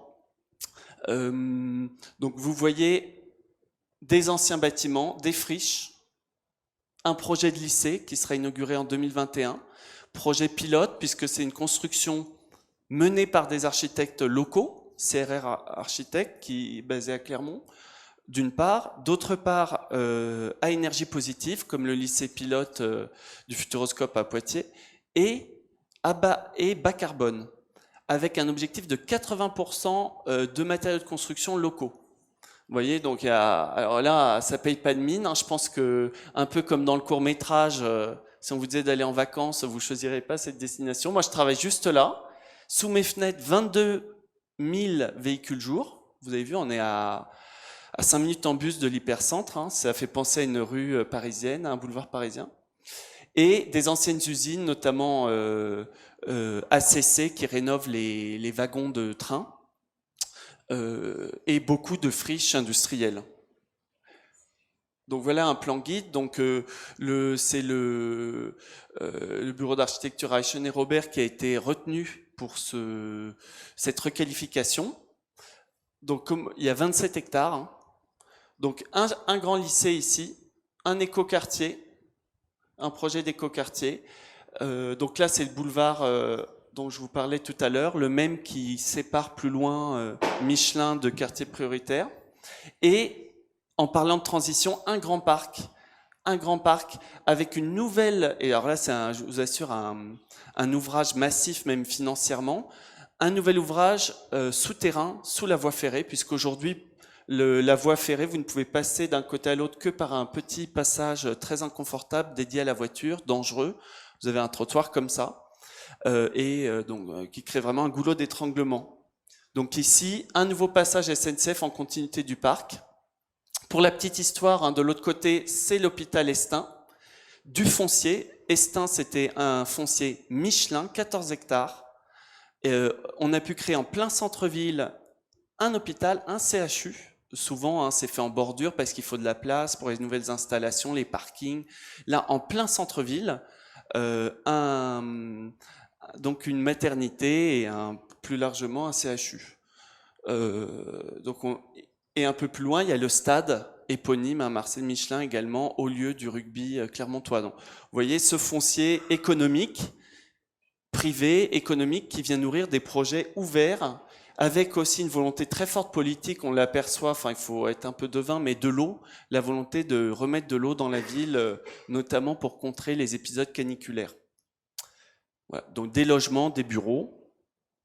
Un premier exemple. Là, c'est le plan guide, le même. Alors, voilà. Le deuxième, pour finir, troisième quartier prioritaire, je vous ai présenté Les Vergnes, La Gautière, Saint-Jacques. Donc, on est, là, vous voyez, hein, j'ai mis un petit cœur tout près du cœur de ville et du jardin Lecoq. En termes de transition, un événement majeur, hein, donc 300 mètres de barres HLM qui seront détruites, et un geste fort de remplacement de cet édifice monumental, donc qui surplombe le centre-ville, par un parc. Voilà. Donc là aussi, ça dit quelque chose de la volonté de transition, de nature en ville, de trame verte, enfin on peut l'appeler, mais on comprend tous ce que ça veut dire. Voilà, donc ensuite, d'autres petits... Alors voilà. Ensuite, je voulais insister, mais avec l'invité de Marc qu'on a, hein, ça va sans dire, sur la culture. Et vous m'avez demandé, Diane, en introduction, ce qui m'avait marqué, c'est la vie culturelle clermontoise, que j'ai pas fini d'explorer de jour comme de nuit. Et on a la chance à Clermont d'avoir en cours de construction, avec une inauguration prévue dans 6 mois environ, le seul théâtre scène nationale de France qui est en construction aujourd'hui. Donc la Comédie, derrière le bâtiment existant qui est une ancienne gare routière. Donc et là vous voyez le chantier en cours à gauche. Et au-delà de ça, donc je voulais insister sur pas mal de choses qui ont été dites, c'est-à-dire que ça révèle vraiment cette vie culturelle, le multiculturalisme de Clermont, qui s'est construit par des vagues d'immigration rurale, hein, notamment du Cantal, mais aussi internationale. Il y a une communauté portugaise très forte, et ça vient vraiment incarner le bien vivre. Il y a beaucoup de festivals, il y a très peu de temps, très récemment, il y a eu un grand festin au Jardin Lecoq, donc plus de 5000 personnes ont participé, toutes les communautés, toutes les associations, également les producteurs locaux ont organisé un grand festin où on pouvait à la fois goûter des spécialités d'ici et d'ailleurs par les habitants de Clermont, et ça rejoint la question de transition alimentaire. Il y a des festivals dont Europavox de musique contemporaine, bientôt là en novembre du carnet de voyage. En ce moment, il y avait Transurbaine. Enfin, c'est une ville vraiment incroyable. Et donc, il y a un projet politique, vous l'avez dit Jean-Baptiste, de faire de Clermont la capitale européenne de la culture 2028. Mais vraiment que ça puisse à la fois venir définitivement enterrer l'image qui reste encore un peu parfois collée à la peau de Clermont. Donc, ouvrir vraiment la ville. Dans la friche Saint-Jean, dans une ancienne usine à CC en gare, dont les murs sont toujours viables, faire une Villa Médicis, accueillir des jeunes artistes de l'Europe entière qui auraient droit de résidence pendant 1 an, nourris, logés, voilà. Ou continuer à ouvrir cette ville, hein, qui est déjà ouverte, mais continuer à l'ouvrir par le biais de la culture, continuer à faire du lien dans cette ville où il y a une vraie symbiose sociale, il n'y a pas de vraies fractures. Continuer par le lien avec la culture. Il y a des artistes en résidence, notamment théâtre, dans les quartiers prioritaires. Il y a des actions de médiation dont l'école d'architecture est un des piliers auprès des jeunes. Voilà. Il y a un centre d'initiation à l'art pour les 0-6 ans qui vient d'ouvrir en plein centre, en lien avec le centre Pompidou. Donc ça, c'est unique en France, hein, un centre libre d'accès. Voilà, un vrai projet politique. Et finalement, ce que je trouve intéressant, c'est que Clermont, moi je l'ai vraiment ressenti, je vous l'ai dit en arrivant, c'est construit par l'économie, et principalement par Michelin, mais ça reste très vrai. Et là, c'est vraiment la touche et la patte du politique, au sens noble du terme, de la cité qui fait du lien entre les habitants, par ce biais de la culture. Et pour finir, moi aussi, comme Jean-Baptiste, je finirai par une grande limite à ce territoire, c'est les mobilités. Alors moi, je l'ai mis avec un L, vous voyez, majuscule. Pour moi, ce qui pêche à Clermont, très clairement, c'est la place de la voiture. Vous me direz, surtout ceux qui sont parisiens, c'est d'actualité aussi ici, dans un tout autre contexte, on en entend beaucoup parler. On ne peut pas imaginer la transition, on ne peut pas incarner la mobilité durable par une industrie de pointe en ayant des boulevards qui ressemblent à des autoroutes urbaines de 3 voies. Une petite anecdote, quand le tramway a été en travaux, enfin a été construit, dans les années 2004-2006, on a mis ce qui était déjà un boulevard urbain, pour ceux qui connaissent bien, boulevard Côte-Blatin, pour les Clermontois d'origine. Il y a eu beaucoup trop de voitures pendant les travaux, on a dû les dévier, donc sur ce boulevard, on a mis le stationnement sur le trottoir, ça devait être provisoire, et on a passé la rue de 2 à 3 voies, unisens. Donc essayez de la prendre à vélo, voilà, il faut avoir un bon ange gardien. Et quand les travaux ont été terminés, alors que normalement un tramway est censé faire du report modal et diminuer la part de la voiture, on a laissé ça comme ça. Et 15 ans après, c'est toujours une autoroute urbaine, unisens, à 3 voies, avec des voitures qui ont droit de citer sur le trottoir. C'est un exemple, mais il y a une place de la voiture fondamentale. Donc pour cela, et c'est le deuxième axe avec la culture politique, une volonté de s'attaquer à ce totem historique de beaucoup de territoires, mais en particulier de Clermont, de la voiture, en développant massivement, bien entendu, les pistes cyclables, mais également ces 3 millions d'investissements par an environ, ce qui n'est pas rien pour une métropole de cette taille, mais également les transports en commun. Vous voyez, c'est les tortillons bleus et roses, 27 km de lignes en site propre à haut niveau de service cadencé pour que vous puissiez aller d'un bout à l'autre de la métropole en moins de 20 minutes aux heures de pointe. C'est passé de 20 millions de trajets à 32 millions par an, donc plus de 50% de trajets en transport en commun. Pour moi, c'est vraiment fondamental. En profiter, vous voyez les poches mauves, c'est finalement les lieux que je vous ai décrits, les lieux d'intensité urbaine, pour requalifier certaines zones qui méritent des espaces publics de qualité, qui jouent en faveur du lien social. Voilà, pour moi, il y a vraiment un enjeu fort et la transition sera réussie pour Clermont qu'à ce prix-là. Merci beaucoup. Chacun de vous pour vos approches. Et en même temps, c'est intéressant parce qu'on voit que derrière tout ça, il y a une population qui est quand même assez mixte. Parce que vous avez parlé du monde ouvrier, du monde rural. Vous avez parlé de ce monde scientifique, ce monde aussi de l'innovation, des universités. Donc on sent à travers vos propos toute la vitalité de la ville. Vous avez peut-être, certains d'entre vous, des questions plus précises ?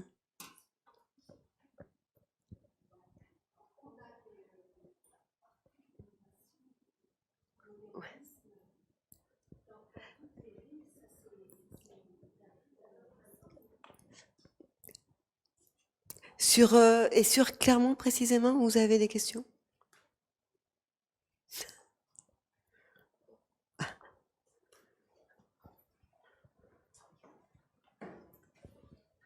Bonsoir. Merci pour vos interventions, très intéressant. Je voulais juste revenir sur l'intervention de Monsieur Marie. Vous parlez d'une ville qui veut une sorte de marque, une volonté de marque, mais c'est pas plutôt une volonté de se démarquer pour avoir plus de dynamisme.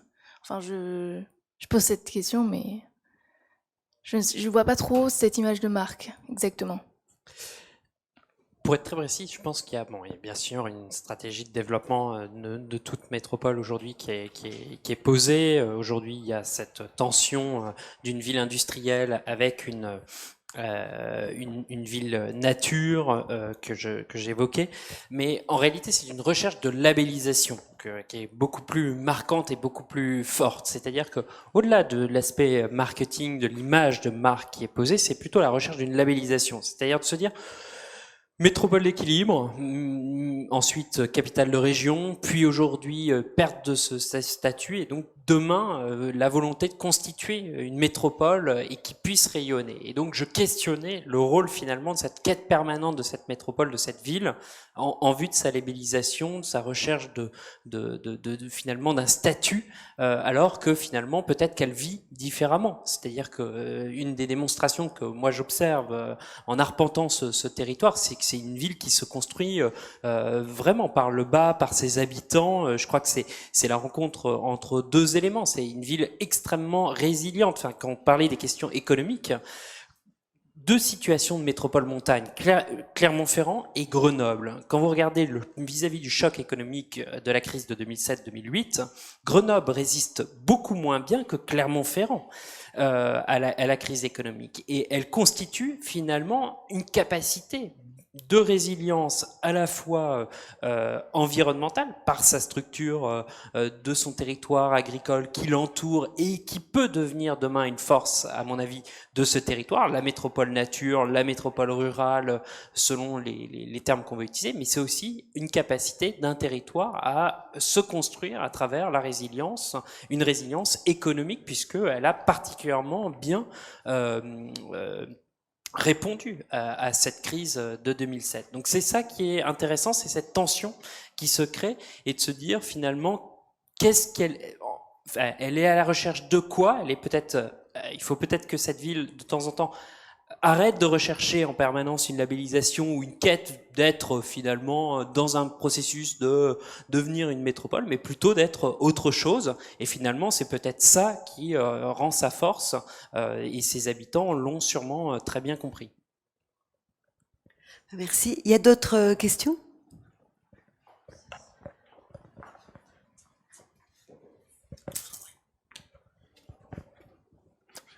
Juste un petit point sur la barre Saint-Jacques. C'est pas une drôle de façon d'assumer sa population ouvrière que de détruire une barre, un grand ensemble de 300 mètres de long, à une période où ça se fait de moins en moins d'ailleurs, parce que la démarche, on tend à réhabiliter plus que tout. Alors, ça me semble, enfin, j'aimerais bien savoir ce que vous en dites, enfin, s'il vous plaît. Merci. Oui, alors c'est très juste hein, ce que vous dites, c'est-à-dire il y a un fort accompagnement à faire. Il y a d'ailleurs tout un travail, donc la décision est prise, hein, elle était validée par le comité d'engagement de l'ANRU. Néanmoins, il y a tout un travail de mémoire qui est en cours, c'est-à-dire recueillir des témoignages, les photos, l'archive, bien garder la mémoire de ce lieu, puis bien entendu un accompagnement personnalisé des familles. Et des habitants, puisque en effet c'est difficile de se séparer de son cadre de vie dans lequel on a vécu pendant 50 ans. À cela, il y a un geste aussi politique fort qui est fait, enfin une volonté politique, toujours dans cette volonté de symbiose sociale et environnementale. D'une part, il y a un geste fort dans tous les quartiers que je vous ai montrés. Il y a de la destruction. On va reconstruire, enfin, il va être reconstruit, un tiers des personnes vont être logées sur place, c'est pas beaucoup, hein. Un tiers dans les autres quartiers de la métropole pour plus de diversité sociale, et un tiers, et là c'est beaucoup, sur les autres communes de la métropole qui sont en déficit de logements sociaux. Donc vous voyez cette idée de casser les ruptures. Et le deuxième point, pour répondre à votre question, toujours en parlant de rupture, l'idée c'est vraiment, je vous disais, c'est un saut de puce du centre-ville. Aujourd'hui, de par la topographie, ces deux espaces ne se parlent guère, en tout cas pas à la hauteur de leur proximité géographique. Et donc la grande ambition politique, c'est finalement que ça devienne un même quartier.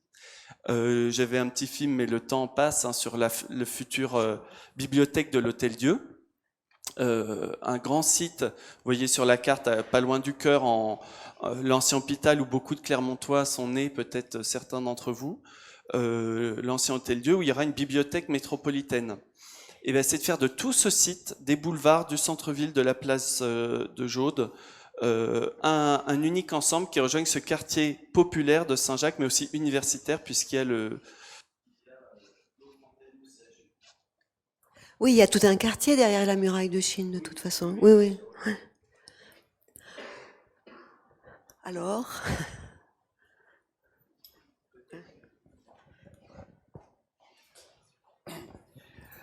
Oui, merci de vos interventions.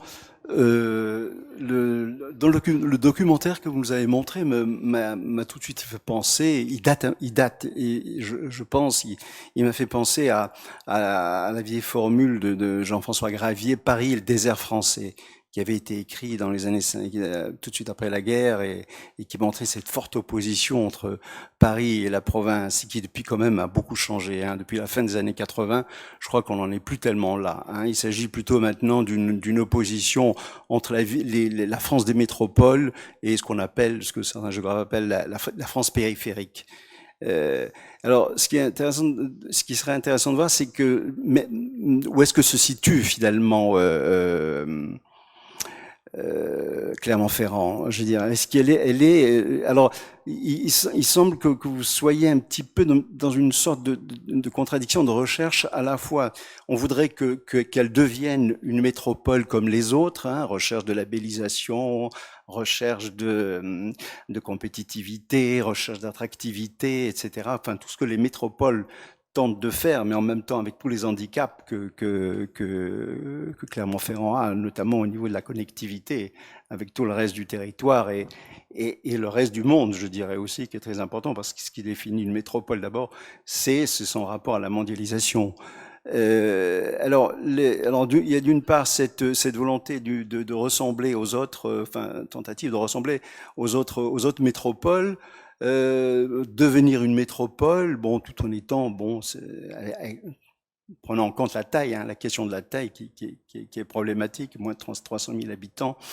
Et puis cette autre volonté de rechercher autre chose que vous disiez, qui est effectivement intéressante, c'est d'une autre identité d'agglomération urbaine.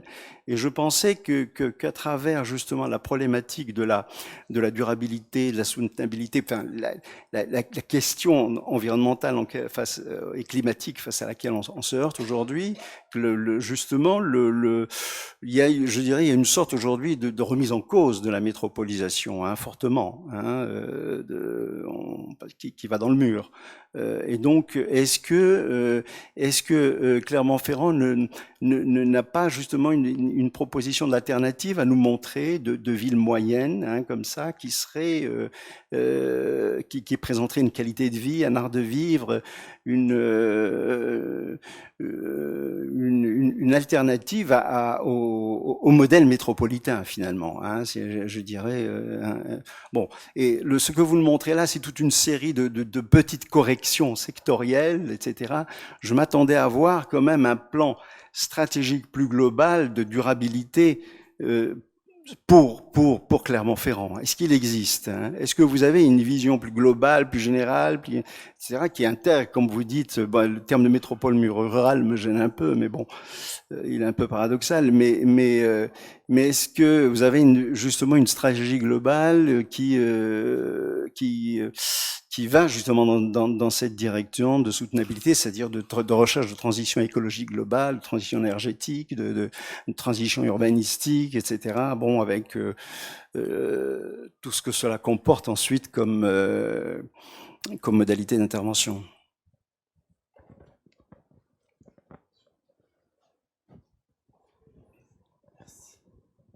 Oui, alors en effet, il y a, toutes ces actions s'inscrivent dans des plans stratégiques, notamment un schéma de transition écologique et énergétique, donc développement de pistes cyclables, installation de panneaux photovoltaïques sur les parkings publics ou les toitures publiques, donc relocalisation de la production d'énergie. Mais au-delà de ça, la grande force, le modèle que peut développer Clermont, c'est vraiment sa disponibilité foncière. Qu'est-ce que ça veut dire? Ça veut dire pouvoir accueillir des familles à des prix décents, accessibles. Et sur la Grande Plaine, au nord, il y a un projet qui s'appelle Bamba, un projet innovant, qui est en fait un accompagnement des particuliers. Donc vous voyez, c'est en frontière d'un quartier prioritaire. Le but là aussi, c'est de faire que ces quartiers soient désenclavés, respirent. Pour des particuliers, un accompagnement d'un architecte de la ville, en quelque sorte, pour faire à façon, sur un terrain dédié, un projet d'habitat. et en particulier d'habitat participatif. Et de même, j'aurais dû le préciser au quartier Saint-Jean, il y a cette volonté, il y a toute une partie qui est réservée à de l'habitat participatif, c'est-à-dire où plusieurs foyers se mettent ensemble, notamment pour des critères sociaux et écologiques, pour construire des projets communs. Il y a déjà des expérimentations et des projets, que ce soit au Normalienne ou à l'Assemblada sur Clermont, qui font référence pour cela. Donc ça, c'est un premier point. Et c'est aussi de rapprocher l'activité de l'habitat, un modèle un peu, vous voyez, inclusif dans le sens polyvalent. Profiter aussi de ce foncier pour accueillir des entreprises et non pas les reléguer au milieu de grandes boîtes uniformes dans des zones d'activité. Repenser le modèle du développement des zones d'activité en prenant appui sur ce foncier disponible en plein cœur de ville. Donc, ce serait une des réponses stratégiques, c'est vraiment cette stratégie foncière. Oui, merci. Enfin, je crois que les logiques de métropole et de métropolisation qui nous traversent aujourd'hui, la métropole, revenons à sa définition primaire, au sens, encore une fois, de la loi, c'est concentration des fonctions économiques, fonctions de recherche, d'enseignement supérieur, dans une compétitivité, pour répondre mieux finalement à une compétitivité mondiale. Concentration aussi d'habitants, en gros, pour avoir la granulométrie, on est à 300 000 habitants. Sauf que, à Clermont-Ferrand, la position est totalement différente en réalité, et que ce qui est intéressant, c'est de faire métropole différemment. Et moi, ce que je trouve vraiment très marquant dans cette métropolisation très spécifique à la clermontoise, c'est de justement, finalement, soit par naïveté, mais aussi peut-être aussi par volonté de produire différemment le territoire, de construire des alliances avec son territoire qui lui est proche, d'accord, des petites et moyennes villes, qui reposent finalement fondamentalement la manière de produire les ressources, l'alimentation, les consommations à l'échelle de son territoire. Je vais prendre un exemple très concret. Vous aviez sur les coteaux, notamment des vergers conservatoires, et l'école d'architecture, par exemple, est située juste à côté d'un immense champ de vignes, ce qui vous permet d'avoir un vin spécifique de l'École nationale supérieure d'architecture de Clermont-Ferrand et de pouvoir utiliser ces consommations. On est en plein milieu urbain. De même, Clermont-Ferrand, on l'oublie, mais c'était la spécialité de la pâte de fruits. D'accord, on avait de très nombreux fruitiers le long des coteaux qu'on pouvait ramasser.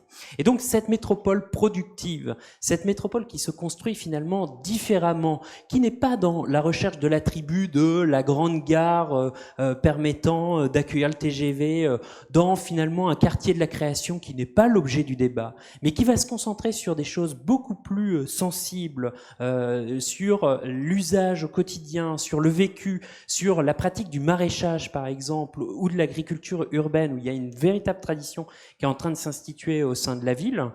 Ça, ce sont des éléments qui constituent un nouveau modèle de construction de la métropole, et qui est celle de produire une métropole différemment. Et ça, je pense que c'est quelque chose de tout à fait louable et intéressant à examiner et à ausculter aujourd'hui dans la structuration de ce territoire.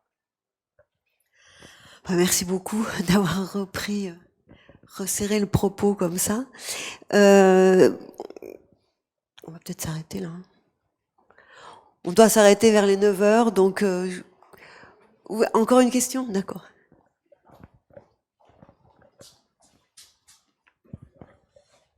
Merci. Oui, donc je trouve que c'est vraiment très très intéressant de voir à quel point il y a une métamorphose quelque part de Clermont-Ferrand, de la métropole de Clermont-Ferrand comme métropole productive, à la fois en termes de ressources naturelles et culturelles. Donc je crois que ça a été vraiment bien montré, et c'est vraiment très très important, ainsi que le souci de développer cette entité de proximité, et donc des mobilités durables de ce type-là. Donc là vraiment, je pense que c'est important qu'on ait pu le voir, et aussi tous les projets qui sont en cours.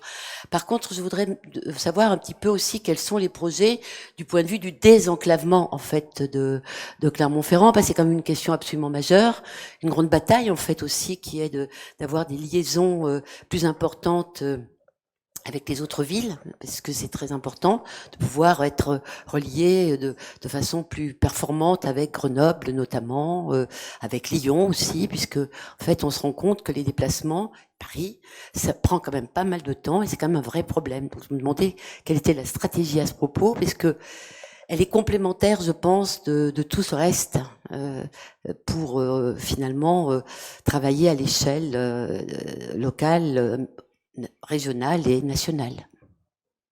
Et plus que nationale d'ailleurs. Les interrégions, je pense, avec tout ce qui touche aussi Genève, enfin donc d'autres villes qui sont proches avec lesquelles il y a de grandes possibilités de développement économique. Oui, donc c'est en effet une problématique majeure de point de vue externe de Clermont, malgré cet écosystème économique résilient et culturellement très, très fructifiant. Aujourd'hui, la ligne Paris-Clermont a perdu 25 minutes depuis le début des années 2000. Il y a 96 passages à niveau. Ça multiplie énormément les risques de collisions, d'accidents de voyageurs ou autres. Cet été, il y a des passagers qui ont passé 11 heures à l'arrêt, sans climatisation, sans eau, en pleine voie, ce qui est un scandale absolu. On se croirait dans un pays en voie de développement. Pour ceux qui ont déjà pris cette Micheline qui balance de droite et de gauche, il ne faut vraiment pas avoir le mal de cœur. Moi, j'ai un respect sans limite pour les gens qui passent avec des chariots pour vendre des sneakers et des cafés. Quand on parle de métiers difficiles dans le débat des retraites actuellement, moi, je pense à eux en direct parce qu'ils manquent de se faire renverser à chaque tournant. C'est une situation où le territoire se mobilise grandement, et pas seulement Clermont. On parlait de la plaque métropolitaine jusqu'à Vichy. Je pense au sénateur Maluret de Vichy. Enfin, il y a une mobilisation très forte localement, politique, économique, pour réclamer des travaux sur la voie. Les annonces qui ont été faites, elles sont minimales. Le milliard d'euros qui a été annoncé cet été, c'est uniquement ce qui suffit à laisser la voie ouverte dans les conditions actuelles. Sinon, bien sûr, elle était en péril. Donc c'est uniquement des travaux de rénovation, on va dire minimum. Il y aura des nouveaux matériels roulants un peu plus dignes, tant mieux. Je vous parlais peut-être avec 1 ou 2 wagons-bars pour être plus qu'à 50 ans de retard. Mais aujourd'hui, il n'y a pas de projet de mettre 700 millions de plus qui permettrait de regagner les minutes perdues. Et pour vous donner un ordre de grandeur, le total, ce serait seulement 10% du prix de la LGV Tours-Bordeaux qui a été inaugurée en 2007. Les 1,6 milliard d'euros nécessaires pour être à 3 heures de Paris, c'est 10% du Tours-Bordeaux. Donc, comme je vous disais, à la fois ça fédère le territoire, mais c'est une grande souffrance, c'est évident. Je ne sais pas si... Enfin, s'arrêter là, c'est un peu... un peu pessimiste, mais en même temps, vous nous avez fait partager tellement de connaissances passionnantes et de modes de développement d'un territoire finalement tout à fait inattendu. Alors merci beaucoup pour cette belle table ronde que vous nous avez offerte et qui nous fait un petit peu revoir nos présupposés. Voilà. Ben, écoutez, à bientôt et on vous remercie.